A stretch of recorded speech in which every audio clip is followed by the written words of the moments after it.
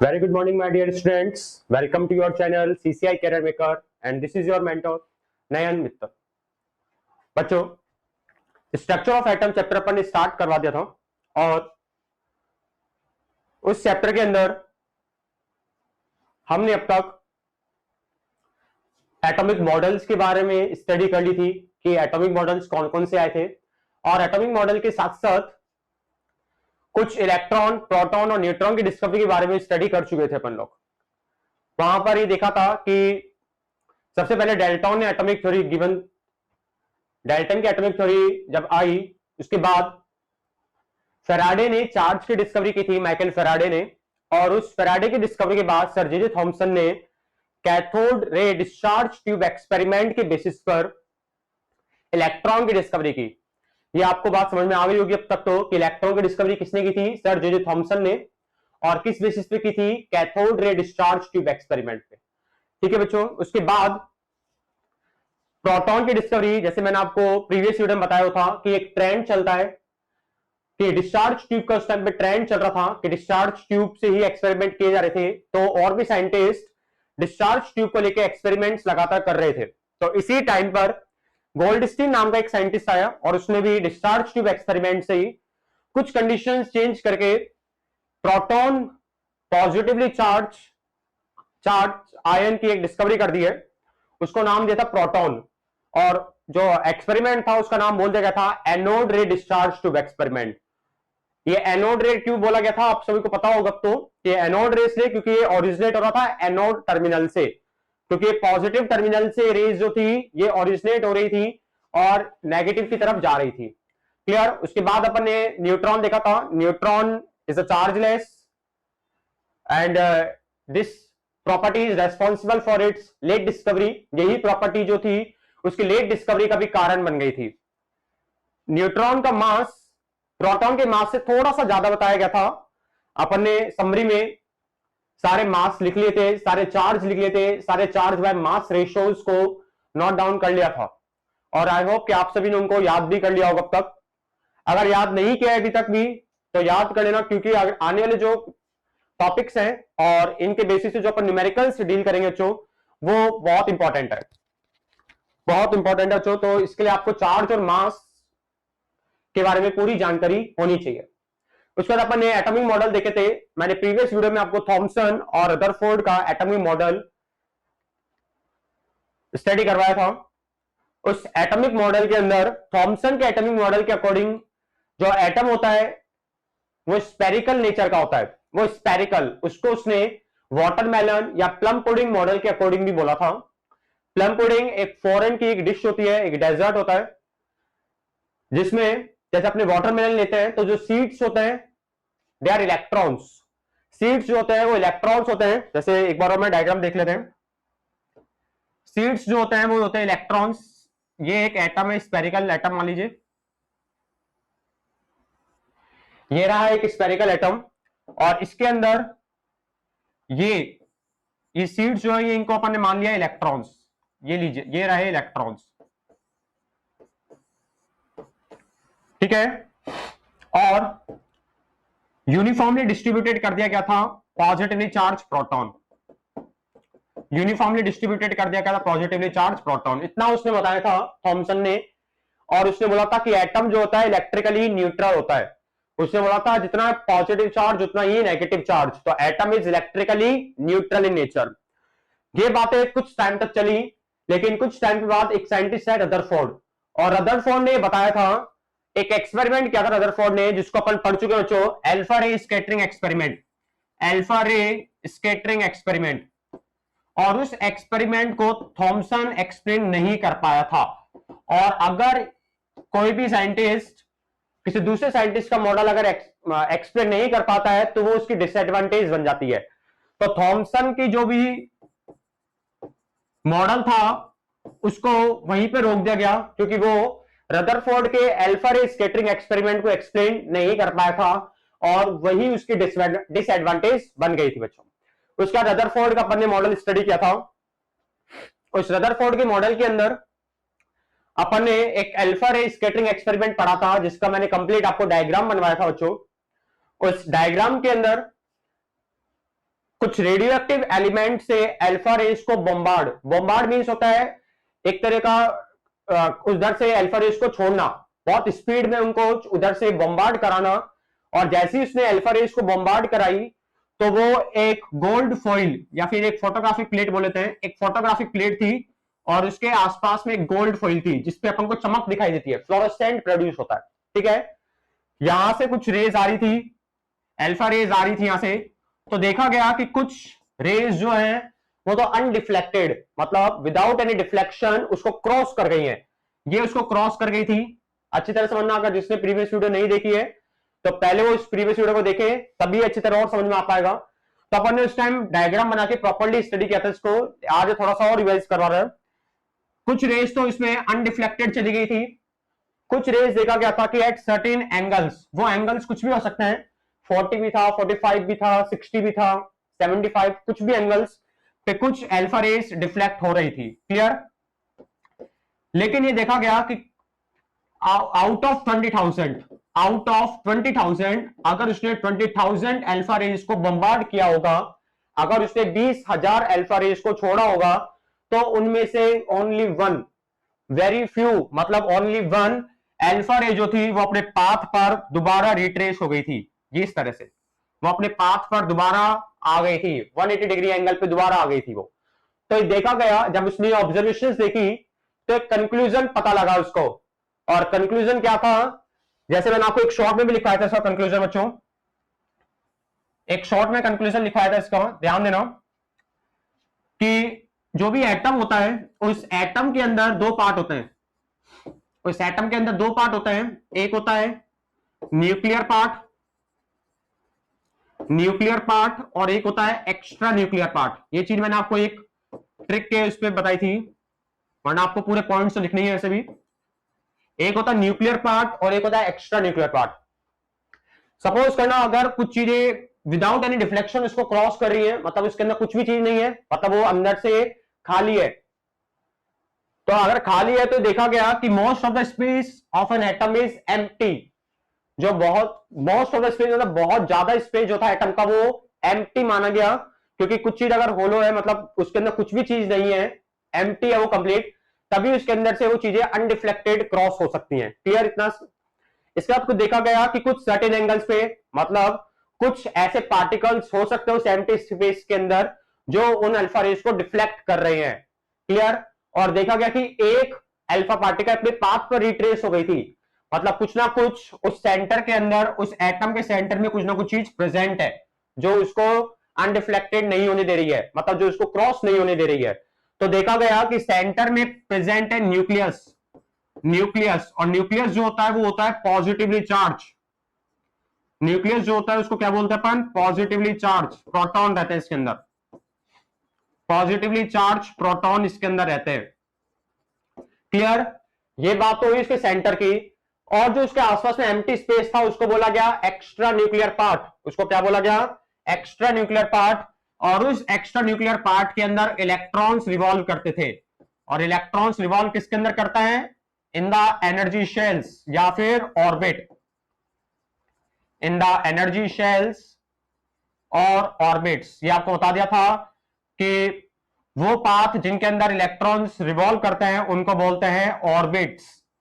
उनको क्या बोलते हैं? ऑर्बिट्स। सर्कुलर ऑर्बिट्स बताए गए थे अब तक। तो अभी आगे आके स्टडी करेंगे कि ऑर्बिट की शेप कैसी थी, बट अभी तक सर्कुलर ऑर्बिट्स थे। क्लियर? इतना बात अपन को क्लियर हो गई थी। इसके बाद उसने अपने मॉडल को बहुत अच्छी तरह एक्सप्लेन करा था कि न्यूक्लियस सेंटर में प्रेजेंट है with the positively charge protons, electrons जो होते हैं वो उसके आसपास में रिवॉल्व करते हैं।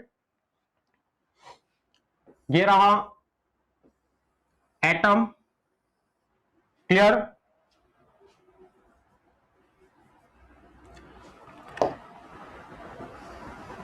ये स्फेरिकल एटम, इस स्फेरिकल एटम के बीच में है ये पॉजिटिवली चार्ज न्यूक्लियस। ये रहा पॉजिटिवली चार्ज न्यूक्लियस, इसको बोला गया था न्यूक्लियस। ठीक है, पॉजिटिवली चार्ज न्यूक्लियस यहां प्रेजेंट है, और इसके अंदर कुछ है सर्कुलर शेल्स। ये सर्कुलर शेल्स बताए थे उसने, ठीक है, जिनको अपन अभी आने वाले टाइम में के एलिमेंट नाम देंगे जो आने वाला साइंटिस्ट था बोहर, उसने बताए थे। ये इस तरह के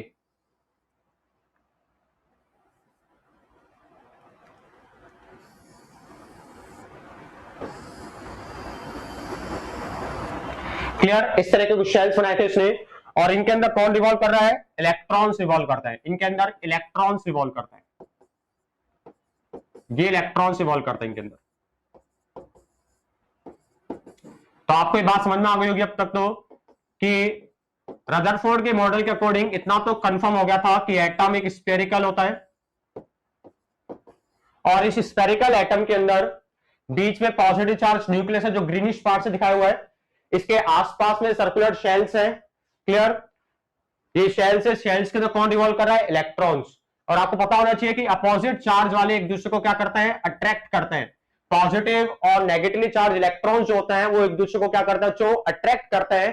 तो इसलिए उसने एक और पॉइंट बताया था यहां पर कि there is electrostatic force of attraction, electrostatic force of attraction, force of attraction present between electron and proton, present between electrons and protons। ये पॉइंट भी नोट कर लेना अगर आपने नोट नहीं किया हो कि रदरफोर्ड के मॉडल को जब मैंने अच्छी तरह लिखवाया था आपको प्रीवियस वीडियो के अंदर, उसके 3 पॉइंट्स लिखवाए गए थे। उन 3 पॉइंट के अंदर पहला पॉइंट था nucleus is present at the centre with positively charge protons in it. Second point था electrons are revolving in the circular shells और एनर्जी शेल्स और orbits. And third one is there is electrostatic force of attraction between positively charge protons and negatively charge electrons. तो ये कहानी अब तक अपन ने पढ़ी थी बच्चों रदरफोर्ड के मॉडल की। बट लेटर ऑन एक साइंटिस्ट आए थे नील बोर, और इस नील बोर के एक्सपेरिमेंट के बेसिस पे कुछ ऐसे पॉइंट्स और हमको पता चले जो रदरफोर्ड एक्सप्लेन नहीं कर पाया था। तो वहीं पर जाकर रदरफोर्ड के अंदर कुछ डिसएडवांटेजेस आ गई। रदरफोर्ड की मॉडल के डिसएडवांटेजेस बच्चों आपसे कंपटीशन में और आपके जो 11th के एग्जाम्स होते हैं, जो समेटिव एग्जाम्स होते हैं, उनके अंदर डायरेक्टली पूछ जाते हैं इन द 2 मार्क क्वेश्चन और 3 मार्क क्वेश्चन के बेसिस पे। तो ध्यान रखना रदरफोर्ड के डिसएडवांटेज क्या थे, वो डिसएडवांटेजेस जो कोई और साइंटिस्ट उनको एक्सप्लेन कर पा रहा था बट रदरफोर्ड उनको एक्सप्लेन नहीं कर पा रहा था। तो पहले डिसएडवांटेज को पढ़ने से पहले मैं कुछ यहां पर बेसिक टर्म्स बताऊंगा जो आप लोगों ने 9th और 10th पढ़ रखी होंगी, बट फिर भी एक बार उनके बारे में आपको जानकारी होनी चाहिए दोबारा। तो कुछ सम बेसिक टर्म्स यहां पर बताने जा रहे हैं। तो फर्स्ट हेडिंग डालना, पहले हेडिंग के लिए some basic term, some basic term, some basic term. Some basic terms को समझने के लिए सबसे पहले आपको पता होना चाहिए कि किसी भी एलिमेंट का जो सिंबल होता है उसको अगर सपोज करो मैं उसको एक्स से रिप्रेजेंट कर रहा हूं कि एक्स से मैंने किसी सिंबल को रिप्रेजेंट कर दिया है किसी भी एलिमेंट के, ठीक है। इसके यहां पर नीचे लिखा रहता है उसका एटॉमिक नंबर Z और ऊपर लिखा रहता है उसका मास नंबर। क्लियर, एस मानिए कोई एक एलिमेंट है, कोई एलिमेंट मान लेते हैं एक्स। Z जो है उसका एटॉमिक नंबर रिप्रेजेंट करता है, Z जो होता है उसका एटॉमिक नंबर रिप्रेजेंट करता है, और A जो होता है उसका मास नंबर रिप्रेजेंट करता है, उसका मास नंबर रिप्रेजेंट करता है। अपन लोअर क्लासेस में तो इनके टेबल बनवाते हैं बच्चों, लेकिन मुझे पता है आप लोगों को 20 और मे बी 30 तक एलिमेंट्स अच्छी तरीके से याद होंगे विथ प्रॉपर सीक्वेंस के साथ। उनके अंदर क्या इलेक्ट्रॉनिक कॉन्फ़िगरेशन होती है, क्या नंबर ऑफ प्रोटॉन्स होते हैं, कितने नंबर ऑफ न्यूट्रॉन्स होते हैं, कितने नंबर ऑफ इलेक्ट्रॉन्स होते हैं। तो उस टेबल को अपन यहां पर नहीं बनाएंगे क्योंकि अपन लोअर क्लासेस में उनको बहुत अच्छी तरह स्टडी कर चुके होते हैं। Electronic configuration, protons, neutrons, electrons, atomic number, mass number की जानकारी आप सभी को होती है। तो यहां पर एक सिंपल डेफिनेशन और अपन यहां पर कितनी जल्दी कैलकुलेट करना सीखेंगे यहां पर कि कोई भी एलिमेंट गिवन हो तो उसका एटॉमिक नंबर कैसे कैलकुलेट कर सकते हैं, उसका मास नंबर कैसे जल्दी से कैलकुलेट कर सकते हैं। क्लियर, तो यहां पर एक्स कोई एलिमेंट का सिंबल मान लेते हैं, A mass number, Z atomic number, ठीक है। तो आप फर्स्ट हेडिंग डालना यहाँ पर एटॉमिक नंबर, फर्स्ट हेडिंग डालेंगे बच्चों यहाँ पर एटॉमिक नंबर किससे रिप्रेजेंट करते हैं, जेड से। देखिए एटॉमिक नंबर को आप लोग सिंपल ऐसे याद करना कि जितने भी नंबर ऑफ प्रोटॉन्स उस एलिमेंट के अंदर होंगे उतना ही उसका एटॉमिक नंबर हो जाता है। जितने नंबर ऑफ प्रोटॉन्स उतना ही एटॉमिक नंबर। बट ये किस में होता है, ये पेरेंट केस में होता है। पेरेंट केस मतलब क्या होता है बच्चों, ध्यान देना। सपोज करते हैं सोडियम, सोडियम का सिंबल होता है Na, क्लियर। Na का एटॉमिक नंबर 11, मास नंबर 23। जितना एटॉमिक नंबर उतने उसके अंदर नंबर ऑफ प्रोटॉन्स, और जितने नंबर ऑफ प्रोटॉन्स होते हैं उतने ही number of electrons. But in the parent atom के अंदर, ये एक पेरेंट एटम है, मतलब इसके अंदर कोई आयंस नहीं है, ये पेरेंट एटम है। अगर ये एक इलेक्ट्रॉन को लूज या इलेक्ट्रॉन को गेन कर लेता है तो वो एक आयन बन जाती है, वो एक पेरेंट एटम नहीं रहता है, क्लियर। तो एटॉमिक नंबर जो होती है it is equal to the Z जो होता है वो number of protons equal to the number of electrons in parent atom, in parent atom, clear. Z जो होता है उसको अपन नंबर ऑफ प्रोटॉन्स और नंबर ऑफ इलेक्ट्रॉन्स के इक्वल बोल सकते हैं। बट एक पेरेंट एटम के केस में एक एग्जांपल लेके चलते हैं। तो सोडियम एक एग्जांपल लेते हैं। तो सोडियम के अंदर कितने प्रोटॉन्स हैं, 11 प्रोटॉन्स हैं। जितना एटॉमिक नंबर उतने ही प्रोटॉन्स और उतने ही इलेक्ट्रॉन्स।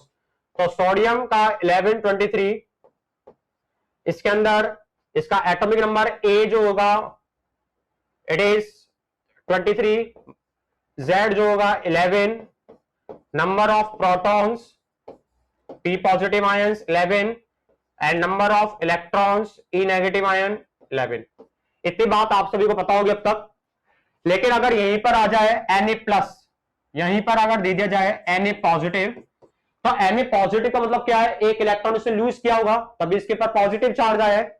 ध्यान देना, अगर किसी के ऊपर -10 नेगेटिव चार्ज है और अगर वो अपने नेगेटिव चार्ज को रिमूव कर रहा है तो मतलब वो पॉजिटिव में इंक्रीज हो रहा है। तो अगर इसके पास एक पॉजिटिव चार्ज आ रहा है तो कहीं ना कहीं इसने एक इलेक्ट्रॉन को लूज किया होगा, एक नेगेटिव चार्ज को लूज किया होगा। तो इसका एटॉमिक नंबर और मास नंबर तो सेम ही रहते हैं। एटॉमिक नंबर 11, मास नंबर 23, इतना तो रहेगा। प्रोटॉन्स के नंबर भी सेम ही रहते हैं, प्रोटॉन्स को कोई फर्क नहीं पड़ता इन चीजों से, 11। बट इलेक्ट्रॉन्स का नंबर अब कम हो जाता है। यहां पर प्लस है तो एक इलेक्ट्रॉन उसने लूज किया है।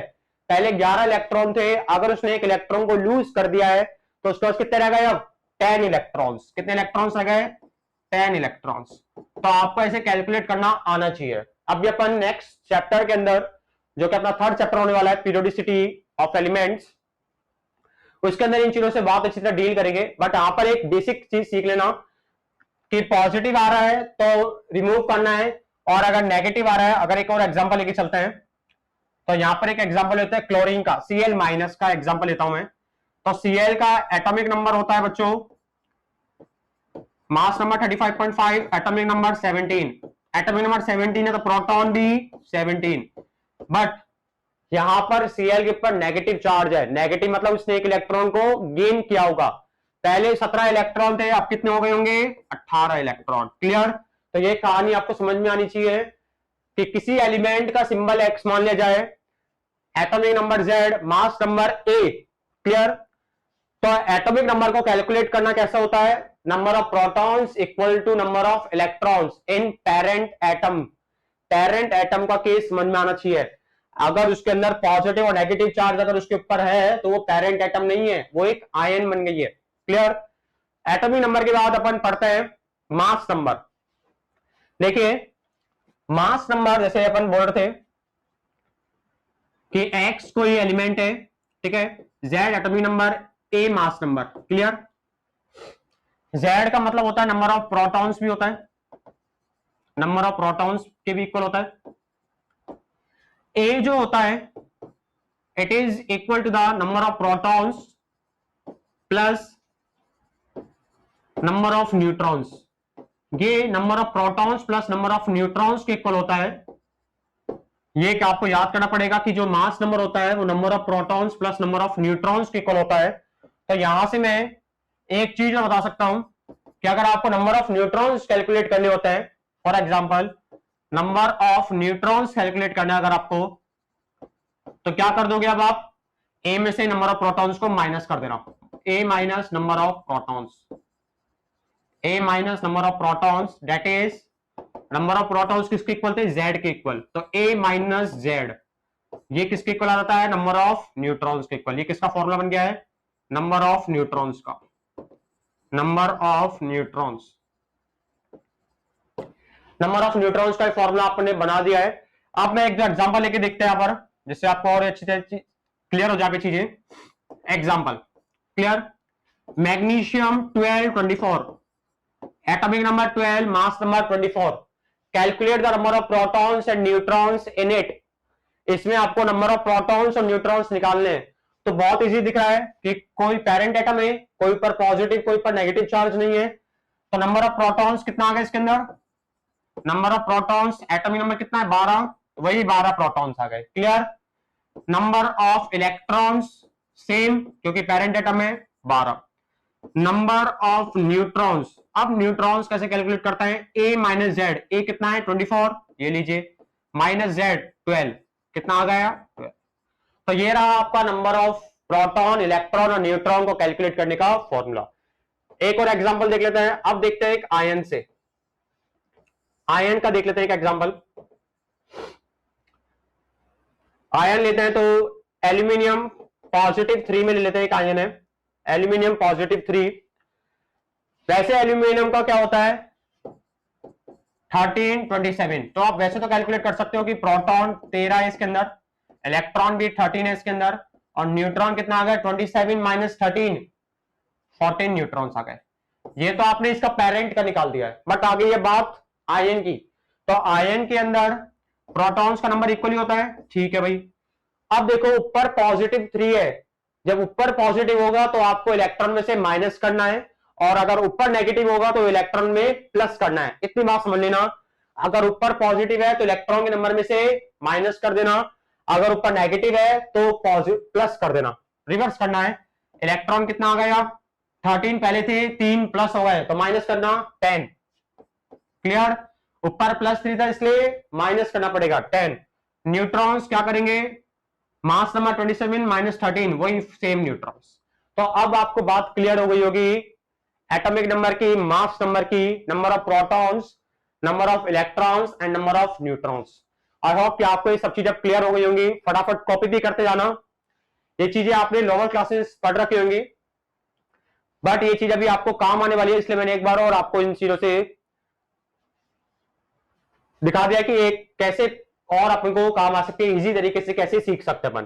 क्लियर, तो आपको सिंपल फॉर्मूले बता दिए गए यहां पर कि प्रोटॉन, अगर एटॉमिक नंबर निकालना है तो नंबर ऑफ प्रोटॉन्स के इक्वल नंबर ऑफ इलेक्ट्रॉन्स के इक्वल, अगर आपको कैलकुलेट करना है मास नंबर तो number of protons plus number of neutrons, अगर आपको नंबर ऑफ न्यूट्रॉन्स कैलकुलेट करने हैं तो मास number minus atomic number. Clear, अब आगे बढ़ते हैं। ये रही आपकी दो बेसिक टर्म हो गई थी, एटॉमिक नंबर, मास नंबर, और इनके बेसिस से अपन ने प्रोटॉन, न्यूट्रॉन, इलेक्ट्रॉन कैलकुलेट करने का मेथड भी फाइंड आउट कर लिया है।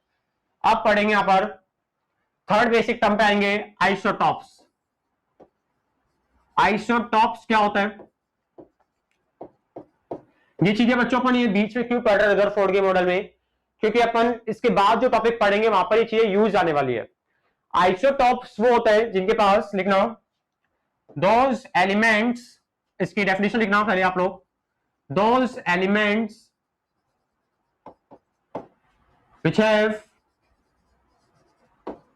which have same atomic number, which have same atomic number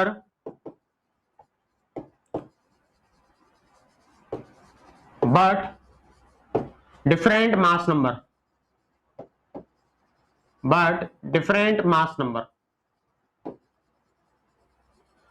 वो एलिमेंट्स जिनके पास same atomic number but different mass number, मतलब अगर मैं इन शॉर्ट लिखूं तो Z तो सेम होगा सब होगा, और A जो होगा वो डिफरेंट होगा सब होगा। क्लियर, तो आइसोटॉप्स के अंदर ध्यान रखना Z same, atomic number same होता है, मास नंबर डिफरेंट होता है। एग्जाम्पल लेके देखते हैं, ये लीजिए example, atomic number same, mass number different. Carbon C612, carbon C613, carbon C614। आप इसमें देख पा रहे होंगे कि 6, 6 और 6 कार्बन का एटॉमिक नंबर है जो कि सेम है। 12, 13 और 14 कार्बन का मास नंबर है जो कि अलग अलग है, सेम नहीं है। तो ये एक आइसोटोप हुए। ये क्या होते हैं? Isotopes of carbon. ये किसका आइसोटॉप्स है बच्चों? Isotopes of carbon. कितने आइसोटॉप्स होते हैं कार्बन के? 3 आइसोटॉप्स। सिमिलर अगर मैं देखो एग्जांपल आप लिखते रहना, काम आते ही। 1H1, 1H2, 1H3 हाइड्रोजन के। इसका नाम जो होता है प्रोटियम होता है, प्रोटियम। इसका ड्यूटेरियम और इसका ट्रीटियम। प्रोटियम, ड्यूटेरियम और ट्रीटियम, नाम ध्यान रखना।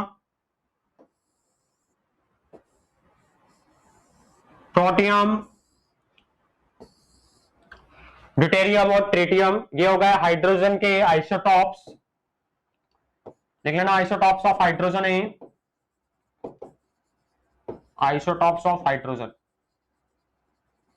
और जो आपके मन में आ रहा होगा, जो मेनली पूछा जाता है अपन लोगों से भी, तो उसको लिखना, वो जो होता है क्लोरीन। क्लोरीन के 2 आइसोटॉप्स होते हैं, 1735.5 या 1735 लिख लेना ओनली, 1735 और 1737। क्लियर? 1735 और 1737 क्लोरीन के 2 आइसोटॉप्स होते हैं। तो ये आपको आइसोटॉप्स के बारे में समझ में आ गया होगा। ये आइसोटॉप्स है क्लोरीन के।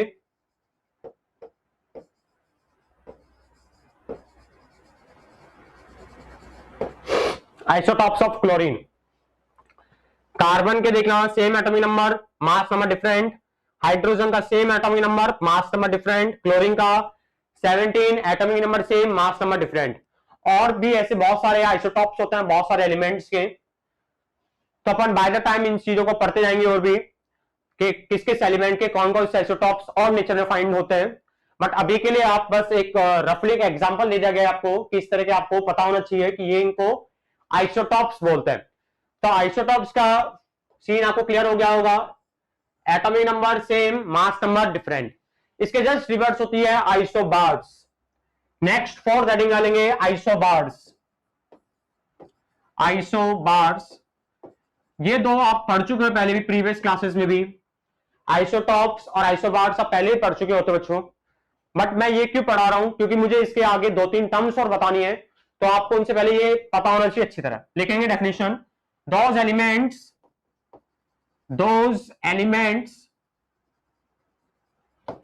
which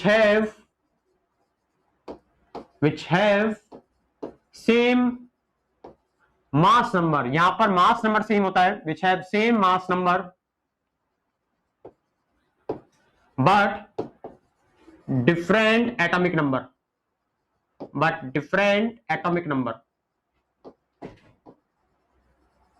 देखना, अपन ने पीछे आइसोटॉप से पढ़ा था कि सेम एटॉमिक नंबर होता है बट डिफरेंट मास नंबर। यहां पर क्या पढ़ रहे हैं? Same mass number but different atomic number. That is, मैं लिख सकता हूं यहां पर, दैट इज ए जो होता है उनका सेम होता है और जेड जो होता है उनका डिफरेंट होता है।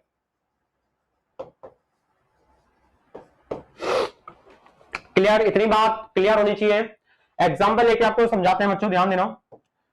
आपको एग्जाम्पल देके सिखाते हैं यहां पर। तो अपन ने पढ़ा था कार्बन जो होता है C614 में पाई जाती है। Similar in the case of nitrogen 714 अपन को पता है। नाइट्रोजन का एटॉमिक नंबर 7 होता है और मास नंबर 14 होता है। तो यहां से अपन बता सकते हैं कि नहीं इनका क्या है, एटॉमिक नंबर डिफरेंट है कि नहीं। एक का 6 एक का 7 है बट मास नंबर दोनों का सेम है। मास नंबर दोनों का सेम है, ये बात आपको क्लियर होनी चाहिए बच्चों। एटॉमिक नंबर अलग अलग है, एक का 6 एक का 7 बट मास नंबर दोनों के सेम है। तो ये क्या हुए? आइसोबार्स हुए। अब यहां पर अपन ये नहीं लिखेंगे कि आइसोबार एक कार्बन का और नाइट्रोजन का, नहीं, ओनली आइसोबार का एग्जांपल है क्योंकि 2 अलग अलग एलिमेंट्स यहाँ पे यूज करने पड़ते हैं। सिमिलर अगर मैं लूं एक और एग्जांपल, तो देखना, ऑक्सीजन का एक आइसोटॉप होता है O818।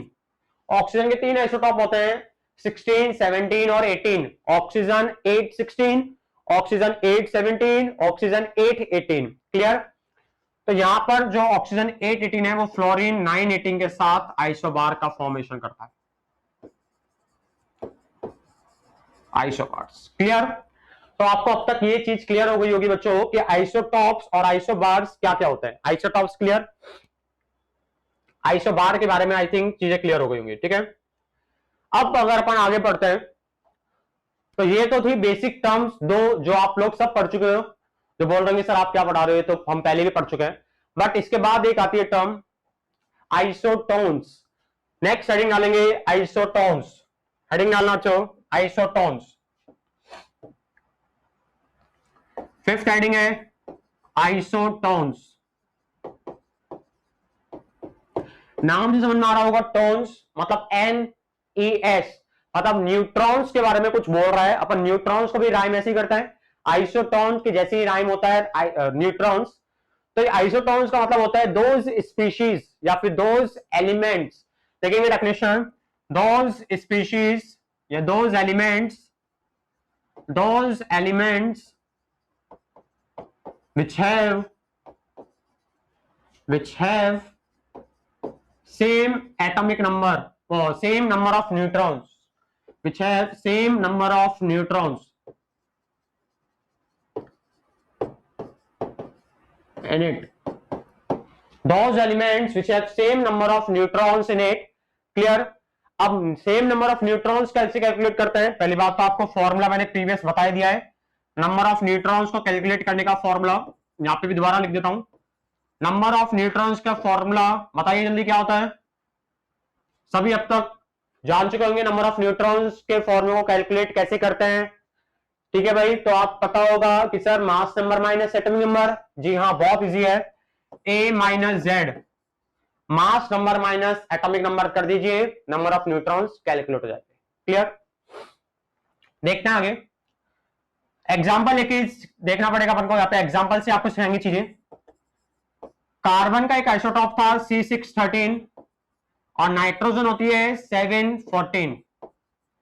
कार्बन का एक आइसोटॉप था C613 और नाइट्रोजन होती है 714। इसका देखना, इसके अंदर कितने प्रोटॉन्स हैं? 6। इसके अंदर क्या है बताइए, जेड भी है इसका A कितना है? 13। क्लियर? इसका देखना Z कितना है? 7। इसका A कितना है? 14। अगर मैं न्यूट्रॉन्स निकालूं तो क्या करूंगा? A माइनस जेड मतलब 13 माइनस 6 कितने हो गए? 13 माइनस 6 7। क्या पर आते हैं? A माइनस जेड मतलब कि 14 माइनस 7 कितना आ गया? 7। तो आपको बात क्लियर हो गई होगी कि न्यूट्रॉन्स का नंबर अगर सेम है तो ये एलिमेंट्स आइसोटोन्स का रिलेशन शो करता है। कार्बन और नाइट्रोजन के बीच कैसा रिलेशन है? आइसोटोन्स स्पीशीज का रिलेशन है। क्लियर बच्चों? तो आई होप कि आपको ये बातें क्लियर हो रही होंगी आज कि कार्बन और नाइट्रोजन के बीच में क्या रिलेशन है? आइसोटोन का रिलेशन है। बहुत अच्छी तरह आपको समझाया जा रहा है। अगर आपको चीजें समझ में आ रही है तो प्लीज मेरे साथ अभी वीडियो में बने रहना, क्योंकि अभी मैं और 2-3 बेसिक टर्म्स बताने वाला हूं यहाँ पर विद एग्जांपल्स देखेंगे अपन लोग। इस वीडियो को लाइक करिए, अपने फ्रेंड्स के साथ, अपने जितने भी आपके साथी हैं उनके साथ इस वीडियो को प्लीज शेयर करिए, ताकि हम लोगों को भी मोटिवेशन मिल सके और हम बहुत अच्छी तरह आपको चीजों को एक्सप्लेन करना चाहें, और हम कोशिश भी कर रहे हैं पूरा अपना बेस्ट देने की। तो आगे बढ़ते हैं बच्चों। C613 7S14 हो गया यहां पर। अगर मैं इसका एक और एग्जांपल लूं तो आप में से कोई मुझे एक एग्जांपल बता पाएगा इसका? अगर कैसे मान लीजिए कोई भी एक एग्जांपल ले लेते हैं कि सोडियम या कुछ भी ऑक्सीजन ले लेते हैं, ऑक्सीजन 8 8 ले लेते हैं, और सिमिलर यहां पे ले लेते हैं C614 का एक एग्जांपल लेकर छो C614 और ऑक्सीजन का ले लिया मैंने 816। क्लियर? तो देखते हैं इसका Z कितना है? 6 है इसका Z is equal to proton is equal to 6। इसका A कितना है बच्चों? 14। तो नंबर ऑफ न्यूट्रॉन्स अगर मैं कैलकुलेट करूंगा तो A minus Z 14 minus 6 is equal to 8। N कितना आ गया है? 8। यहां पर आऊंगा तो Z कितना है, T इजिकल टू 8, A कितना है 16, N कितना है 16 माइनस 8, A माइनस Z, तो N के लिए कितनी आ गई बच्चों 8। तो आपको एक और एग्जांपल के साथ ये चीज क्लियर करवा दी है कि अगर कोई भी स्पीशीज के अंदर नंबर ऑफ न्यूट्रॉन्स की वैल्यू सेम होती है तो उन स्पीशीज को अपन क्या बोलते हैं बच्चों, आइसोटोन्स बोलते हैं। आई होप कि आपको अब चीजें बहुत अच्छी तरीके से क्लियर हो रही होंगी। आइसोटोन्स की आप और भी बहुत सारी स्पीशीज क्रिएट कर सकते हो। आप घर पे बैठ रहे हो, घर पे बैठे हो इस टाइम पर, फ्री हो मोस्ट ऑफ द टाइम, तो आप पीरियोडिक टेबल को देखना और इसके अंदर बहुत सारे रिलेशंस बनाने की कोशिश करना, और प्लीज मुझे कमेंट बॉक्स में आप लोग मैसेज करना कि हमने ये स्पीशीज बनाई है न्यूट्रॉन्स की, आइसोटोन्स की ये स्पीशीज बनाई है। प्लीज मैं देखना चाहता हूं कि आप लोग और घर पे कितना वर्क कर रहे हो। तो आप लोग ऐसी कुछ स्पीशीज बनाइए जहां पे नंबर ऑफ न्यूट्रॉन सेम आए, और कमेंट बॉक्स में फटाफट डालना, मैं सारे मैसेज कमेंट्स देखूंगा। इसके बाद आगे बढ़ते हैं। नेक्स्ट है point number 6, iso electronic species. Point number 6, iso electronic species. 6 है iso electronic species. Iso electronic species, नाम से समझ में आ रहा होगा भाई, आइसो इलेक्ट्रॉनिक। अब तक आपको ये बात तो क्लियर हो गई, आइसो मतलब सेम, आइसो का मतलब जो होता है सेम होता है, और इलेक्ट्रॉनिक का मतलब इलेक्ट्रॉन्स। मतलब अब बात कर रहे हैं अपन नंबर ऑफ इलेक्ट्रॉन्स के सेम होने की कंडीशन। तो देखेंगे इसमें those species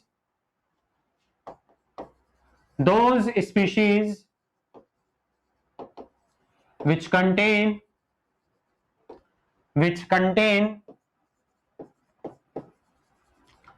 equal number of electrons in it,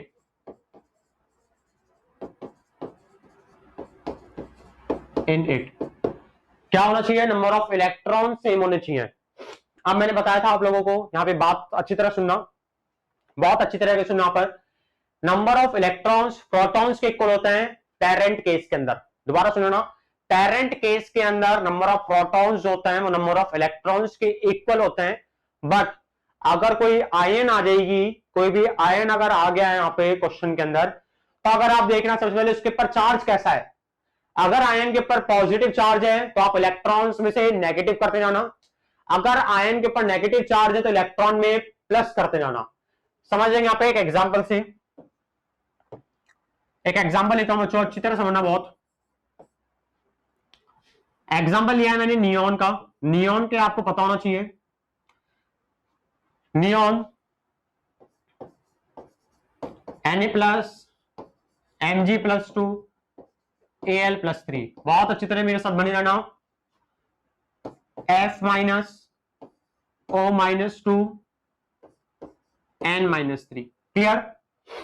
इतनी मैंने एक टेबल लिख दी है, आप समझ जाओगे। Nitrogen, oxygen, fluorine, neon, sodium, magnesium, aluminium, 7, 8, 9, 10, 11, 12, 13 एक पैटर्न में लिखा है, ध्यान देना पैटर्न में लिखा है। तो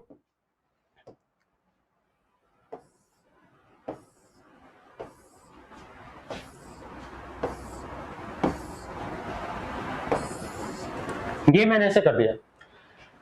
नाइट्रोजन का एटॉमिक नंबर 7 पता है, Z is equal to P is equal to 7, और मास नंबर होता है 14।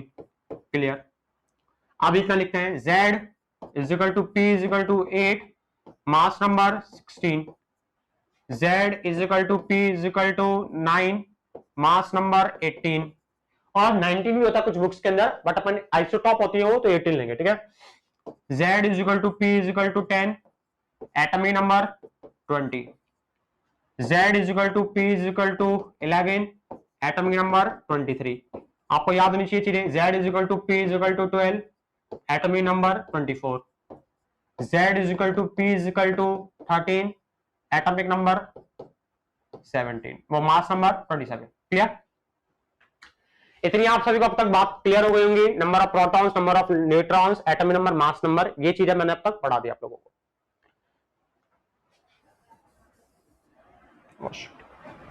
ठीक है?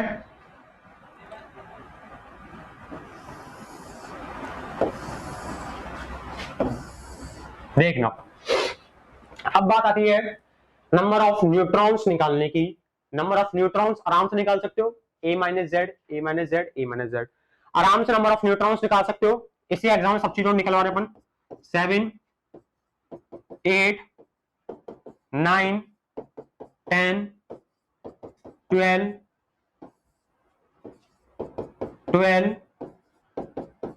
14, ठीक है। ये देखिए, ये और एक और आइसोटोन बन गया, एक स्पीशीज अपन को यही मिल गई है बच्चों, एक और आइसोटोन अपन ने बता दिया। यहाँ पर आगे बढ़ते हैं, क्या निकालना, आइसोइलेक्ट्रॉनिक स्पीशीज। अब देखोगे इसके अंदर कि ये तो एक पेरेंट एटम है, इसके ऊपर कोई चार्ज नहीं है, तो ये अगर पेरेंट एटम है तो इसके अंदर तो इलेक्ट्रॉन, जितने प्रोटॉन थे उसके अकॉर्डिंग बनेंगे, 10 ही प्रोटॉन थे। आप देख रहे हो कि इसके ऊपर कोई चार्ज नहीं है, मतलब जितने प्रोटॉन है उतना ही इसके अंदर इलेक्ट्रॉन आ गया है। बट अब मैं आगे बढ़ता हूं, इसके अंदर एक पॉजिटिव है, अगर एक पॉजिटिव आ रहा है तो एक माइनस कर देना प्रोटॉन में से, तो इलेक्ट्रॉन कितने हो गए, 10। एक पॉजिटिव था प्लस, मतलब +1, तो अगर ऊपर एक पॉजिटिव है तो एक माइनस कर देना प्रोटॉन के नंबर में से, उतने इलेक्ट्रॉन। अगर ऊपर +2 है तो 2 माइनस कर दो इलेक्ट्रॉन में से, 12 - 2 10। 3 पॉजिटिव ऊपर, तो इसमें 3 माइनस कर दो, प्रोटॉन के नंबर में से 3 माइनस कर दीजिए। ऊपर 3 पॉजिटिव है तो प्रोटॉन में से 3 माइनस कर दो, इलेक्ट्रॉन 10। क्लियर। यहां पर आते हैं, फ्लोरीन के ऊपर नेगेटिव है, एक नेगेटिव है तो एक प्रोटॉन में प्लस कर दीजिए, तो इलेक्ट्रॉन 10। ऑक्सीजन के ऊपर 2 नेगेटिव है, तो 2 नेगेटिव है तो 2 प्लस कर दो, 8 में 2 प्लस के 10। नाइट्रोजन में 7 प्रोटॉन पहले से ही है, 3 नेगेटिव है तो 3 प्लस करेंगे, ऊपर नेगेटिव है तो प्रोटॉन में एडिशन होगा, इलेक्ट्रॉन 10। अब आपको यहां पर दिखाई दे रहा होगा कि सारी स्पीशीज के अंदर इलेक्ट्रॉन्स नंबर सेम है, सारी स्पीशीज के अंदर इलेक्ट्रॉन्स का नंबर सेम है, मतलब ये सारी कैसी हो गई है, आइसो इलेक्ट्रॉनिक स्पीशीज। ये सारी कैसी हो गई है बच्चों, आइसो इलेक्ट्रॉनिक स्पीशीज हो गई है। ये हो गई आपकी आइसो इलेक्ट्रॉनिक स्पीशीज। इतनी बात clear, iso electronic species clear हो गई है। कुछ भी नहीं है तो सेम, नेगेटिव है तो प्रोटॉन में प्लस करते जाना, पॉजिटिव है तो प्रोटॉन में से सब्ट्रैक्ट करते जाना। तो आई होप आपको ये आइसो इलेक्ट्रॉनिक स्पीशीज की कहानी क्लियर हो गई होगी, और इसको आप प्लीज बना लेना, नाइट्रोजन ये पूरी टेबल को प्लीज बना लेना। इसके बाद इसका लास्ट टॉपिक है, एक 7th पढ़ेंगे, बस लास्ट बेसिक टर्म पे पढ़ेंगे। 7th पढ़ेंगे आइसोडाइफर, जो आपने बहुत कम सुना होगा, बहुत सारे टीचर्स नहीं पढ़ाते हैं, ये कंपटीशन में आता है बच्चों, ये अपने बोर्ड्स के बेसिस का नहीं है। आइसोडाइफर्स, इसमें लिखेंगे दो स्पीशीज, इसकी बस एग्जांपल इसके आप खुद बनाओगे बच्चों, मैं आपको एक यहां पे बना रहा हूं बस। दो स्पीशीज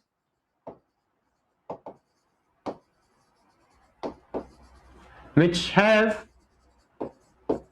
same value of या तो n-p की सेम वैल्यू होनी चाहिए, n मतलब न्यूट्रॉन्स का नंबर माइनस प्रोटॉन्स का नंबर जो होता है, मान लेता वो x है कोई, is equal to the a minus twice of z, मतलब mass number minus twice of atomic number के इक्वल होनी चाहिए, ये भी x होना चाहिए। तो उन स्पीशीज को क्या बोलते हैं, आइसोडाइफर्स बोला जाता है। तो दो स्पीशीज में n-p equal to a minus 2z होना चाहिए। आपको सारे सिंबल्स बता दिए गए हैं, n number of neutrons, p number of protons, a mass number, z atomic number. तो आई होप कि आपको आज की कहानी कंप्लीट समझ आई होगी। मैंने आज की कहानी में स्टार्टिंग में थोड़ा बहुत आपको रिवीजन करवाया था, रदरफोर्ड के मॉडल तक, रदरफोर्ड के मॉडल तक आपको रिवीजन करवाया था, उसकी डिसएडवांटेजेस नहीं बताई अभी। डिसएडवांटेजेस बताने अभी बताएंगे, लेकिन उसके लिए आपको थोड़ा सा और वेट करना पड़ेगा, आपको उसके लिए नेक्स्ट वीडियो का वेट करना पड़ेगा बच्चों, क्योंकि डिसएडवांटेजेस बहुत इंपॉर्टेंट थी, उससे पहले मुझे ये चीजें पढ़ानी थी। ये अगर नहीं आती तो आपको आने वाला टॉपिक नहीं समझ में आता, इसलिए मैंने डिसएडवांटेजेस को रोक दिया था बीच में।